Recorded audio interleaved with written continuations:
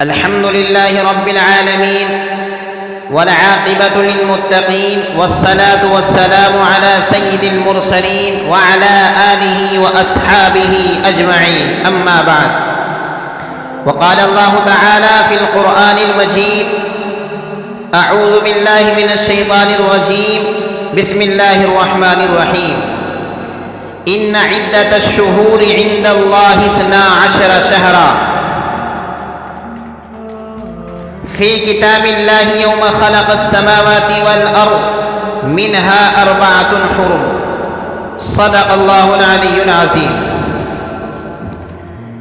میرے محترم بزرگوں، دوستو، یہ مہینہ ہجری اعتبار سے سال کا پہلا مہینہ چل رہا ہے، جسے محرم الحرام کہا جاتا ہے. شمسی اعتبار سے سال کے مہینوں کی تعداد مسلمانوں میں سے بھی اور غیروں میں سے بھی اکثر جانتے ہیں، لیکن ہجری اعتبار سے سال میں کتنے مہینے ہوتے ہیں اور ان کی تعداد کیا ہے اور ترتیب کیا ہے، بہت کم مسلمان ہجری اعتبار سے مہینوں کو جانتے ہیں. حالانکہ ہمیں سال کے آغاز اور شروع کی خوشی اگر منانی چاہیے تو ہجری اعتبار سے شمسی اعتبار کے مقابلے میں زیادہ منانی چاہیے. بہرحال یہ محرم الحرام کا مہینہ چل رہا ہے. میں مناسب سمجھتا ہوں کہ محرم الحرام کا مہینہ آتے ہی 10 محرم الحرام کے تعلق سے عام مسلمانوں کے ذہن میں ایک جو عجیب و غریب تصویر ابھرنے لگتی ہے اور جو خیالات گردش کرنے لگتے ہیں، وہ یقیناً قابل افسوس ہیں. میں مناسب سمجھتا ہوں کہ 10 محرم الحرام کی کچھ فضیلتیں آپ حضرات کے سامنے پیش کر دوں. اور ہماری تعلیمات آج تک جن خرافات کا ماتم کرتی چلی آئی ہے ان سے بھی آگاہ کر دو. ہمیں فکر کے ساتھ اس طرف توجہ کرنی چاہیے کہ ہماری یہ نئی نسل کدھر جا رہی ہے، کیونکہ اس مقدس مہینے میں کیے جانے والا 10 محرم الحرام کو نوحہ و ماتم، سینہ کوبی اور اپنے سینے کو پیٹنا، شمشیر زنی، اپنے سینے پہ تلواروں کا مارنا یا حسین کے نعرے لگانا اور اکھاڑے اور تعزیہ، یہ سب بدعتیں کرنا نامناسب ہیں. یہ سب بدعتیں ہیں اور یاد رکھنا چاہیے کہ ہر بدعت جہنم میں لے جانے والی ہے.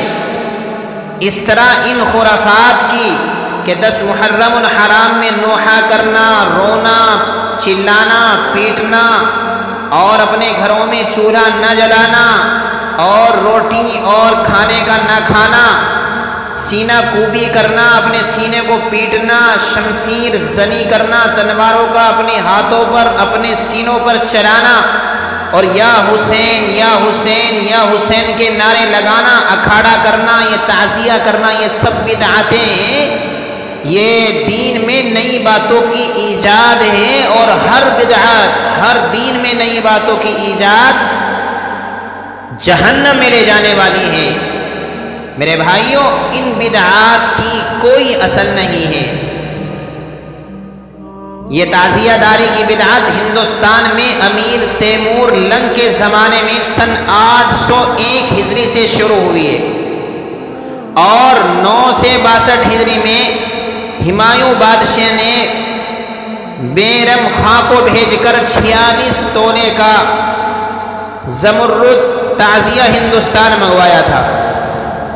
میرے بھائیوں، میرے بزرگوں، لیکن ہمارے بزرگان دین نے، صحابہ کرام نے، ہمارے اسلاف نے کبھی محرم کو اس طرح منایا ہے؟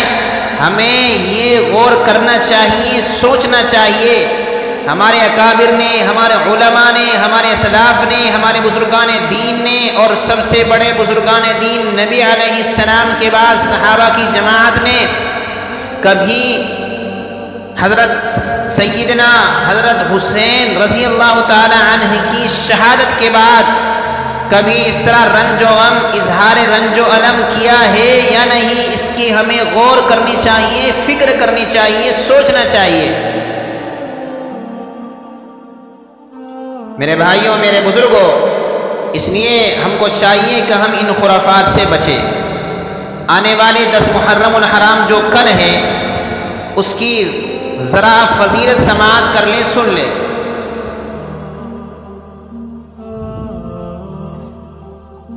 محترم بزرگوں،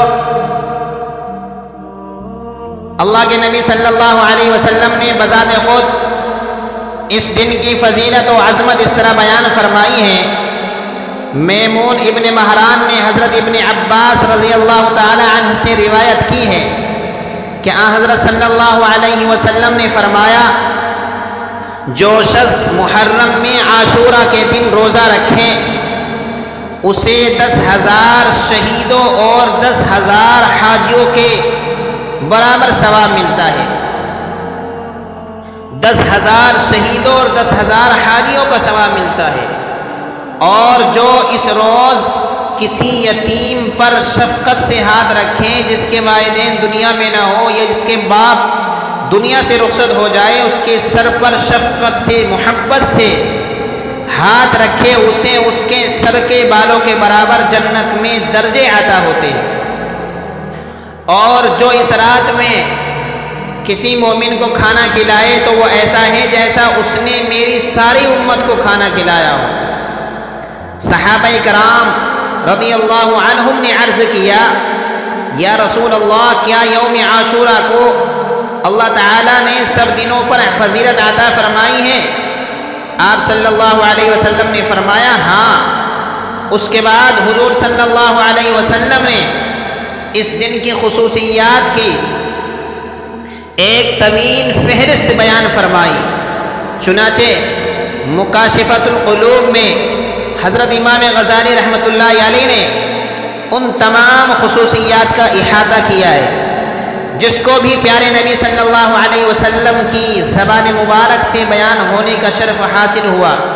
چنانچہ آپ فرماتے ہیں کہ عاشورہ کا دن یعنی 10 محرم الحرام کے دن حضرت آدم علی نبینا علیہ الصلاۃ والتسلیم کو پیدا کیا گیا۔ اسی دن حضرت آدم علیہ السلام جنت میں داخل کیے گئے۔ اسی دن حضرت آدم علیہ السلام کی توبہ قبول کی گئی۔ اسی دن عرش و کرسی، زمین و آسمان، چاند، سورج، ستارے جنت پیدا کیے گئے۔ اسی دن حضرت ابراہیم علیہ السلام پیدا کیے گئے۔ اسی دن انہیں آگ سے نجات ملی۔ اسی دن حضرت موسیٰ علیہ السلام اور آپ کی امت کو نجات ملی اور فرعون اپنی قوم سمیت غرق ہوا۔ اسی دن حضرت عیسیٰ علیہ السلام پیدا کیے گئے۔ اسی دن انہیں آسمانوں کی طرف اٹھایا گیا۔ اسی دن حضرت ادریس علیہ السلام کو مقام بلند کی طرف اٹھایا گیا۔ اسی دن حضرت نوح علیہ السلام کی کشتی جودی پہاڑ پر ٹھہری۔ اسی دن حضرت یونس علیہ السلام مچھلی کے پیٹ سے نکالے گئے۔ اسی دن حضرت سلیمان علیہ السلام کو ملک عظیم عطا کیا گیا۔ اسی دن حضرت یعقوب علیہ السلام کی بینائی لوٹائی گئی۔ اسی دن حضرت یوسف علیہ السلام گہرے کنویں سے نکالے گئے۔ اسی دن حضرت ایوب علیہ السلام کی تکلیف دور کی گئی، رفع کی گئی، اور آسمان سے زمین پر سب سے پہلی بارش اسی دن ہوئی۔ اللہ کی رحمتوں کا نزول سب سے پہلے دن اسی دن ہوا۔ اور غور کرنے کی بات ہے کہ اسی دن قیامت بھی آئے گی۔ جب بھی قیامت آئے گی تو اسی دن قیامت بھی آئے گی۔